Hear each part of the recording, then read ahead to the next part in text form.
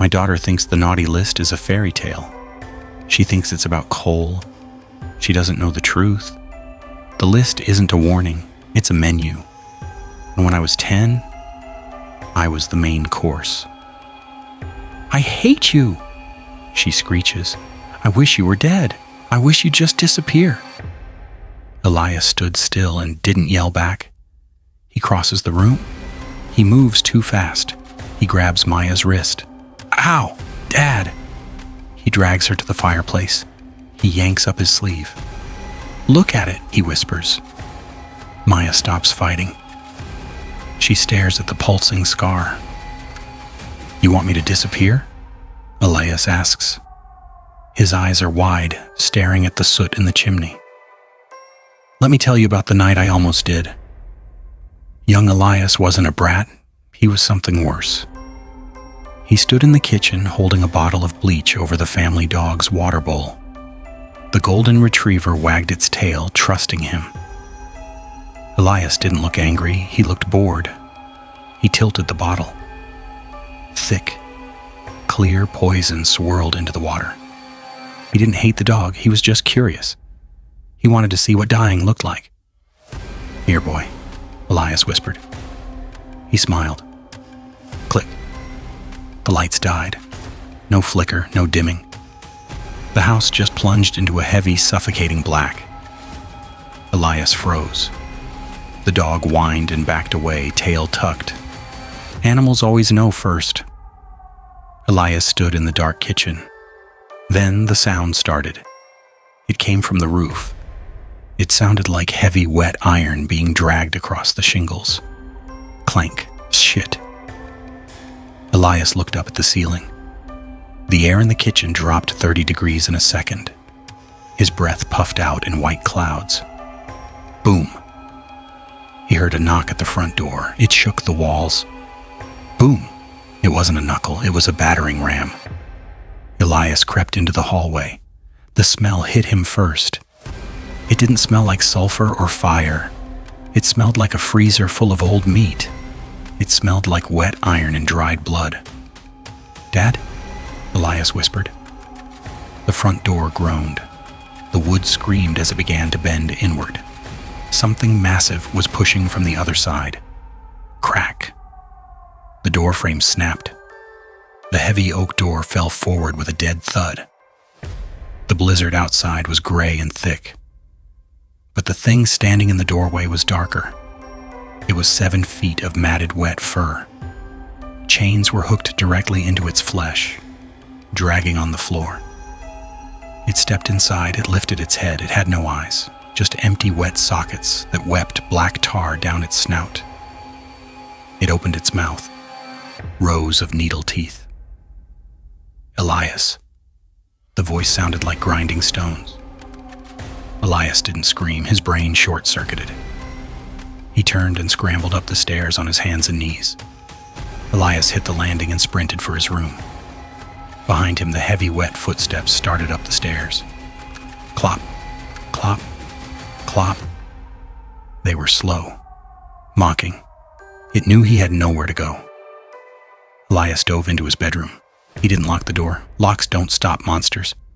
He scrambled under his bed, curling into a tight ball against the wall, squeezing his eyes shut. "Don't be real. Don't be real." The bedroom door creaked open. The smell of the slaughterhouse filled the room. Elias held his breath until his lungs burned. He saw the hooves enter his vision. They were covered in mud and filth. They stopped right beside the bed. Silence. Elias opened his eyes. Maybe it didn't know he was there. Crash. A massive hand punched straight through the mattress from above. It missed Elias's face by an inch. Dust and feathers exploded. The hand was huge, the fingers tipped with jagged black talons. It groped blindly, shredding the sheets, searching for meat. Elias shrieked. He scrambled out from the other side of the bed. The creature roared, a sound that shattered the window glass. It flipped the bed over with one hand like it was made of cardboard. Elias was cornered. The door was blocked by the beast. The window was a 2-story drop. He looked up. The attic hatch. The cord was dangling just above him. Elias grabbed his desk chair and threw it at the monster. The beast swatted it away mid-air, smashing it into splinters, but it gave Elias a second. He jumped. He grabbed the cord. He swung the ladder down and scrambled up into the darkness just as a claw swiped the air where his ankle had been. He slammed the hatch shut. He was safe. Then he smelled smoke. He looked down at the wooden hatch door. The wood wasn't holding, it was bubbling. The creature wasn't trying to break it down. It was burning through. The wood of the hatch didn't splinter. It melted. Like burning plastic, the trapdoor dripped away in thick, black globs. Elias scrambled backward, crab walking over rolls of pink fiberglass insulation. The heat in the attic spiked. It was an oven. Krampus didn't climb up. He rose. He levitated through the hole on a column of sulfurous steam. In the small attic, he was impossible. Too big. His horns scraped the rafters, knocking dust onto Elias's face. He had to hunch over, his spine cracking audibly as he unfolded his limbs. He reached behind his back and unslung the basket. It wasn't woven reed. It was a cage made of human ribs and wet leather. It dripped a black, tar-like substance that hissed when it hit the floorboards. Inside the basket, the darkness churned. Elias heard sounds of thousands of tiny, weeping voices. "No," Elias whimpered, his back hitting the chimney brick. "No, please." Krampus lunged. The creature's hand, massive and covered in coarse hair, wrapped around Elias's left forearm. Elias's scream was raw. It wasn't a movie scream. It was the sound of an animal in a trap. Smoke rose from his arm. The smell of cooking meat filled the tight space instantly. Elias watched through tear-filled eyes as the creature's grip burned the hoof mark deep into his muscle permanently. Krampus lifted him off the ground effortlessly. He dangled Elias over the open basket. The void inside roared, a vacuum hungry for a new soul. Elias looked into the creature's face. No anger, no hate, just a job to do. "I'm sorry," Elias shrieked. "I'm sorry I'm bad." Krampus didn't blink. He lowered Elias closer to the black tar. The weeping voices from the basket got louder. They were calling him. "Join us, join us." Elias felt the cold suction of the basket grabbing his legs. He was going to die.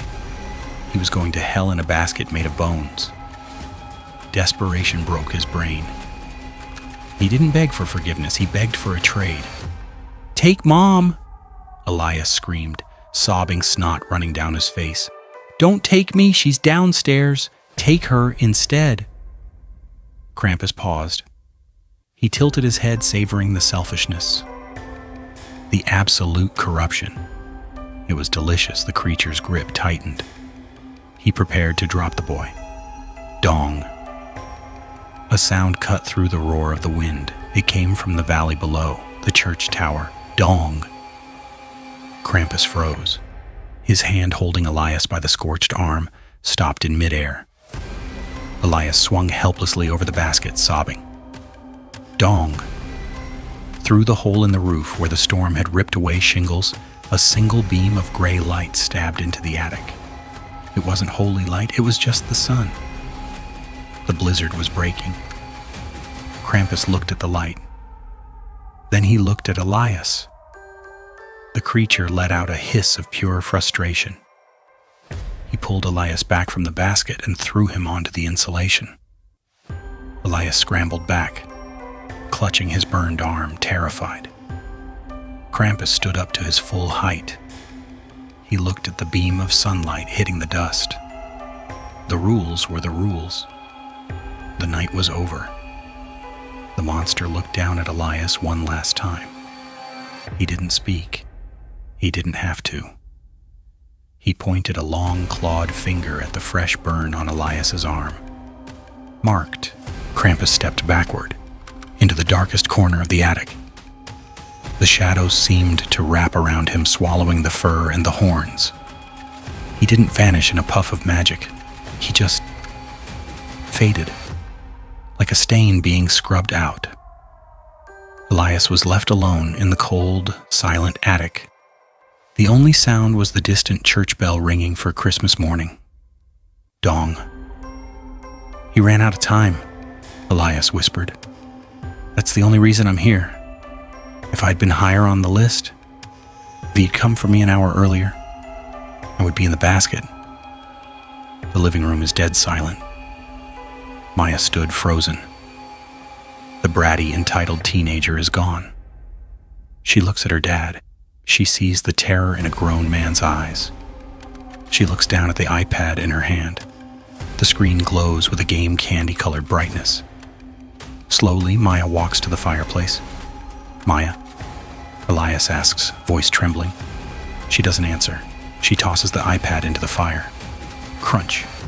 Plastic melts. The battery pops and hisses. The screen goes black as the flames consume it. Maya turns to her dad. She is pale.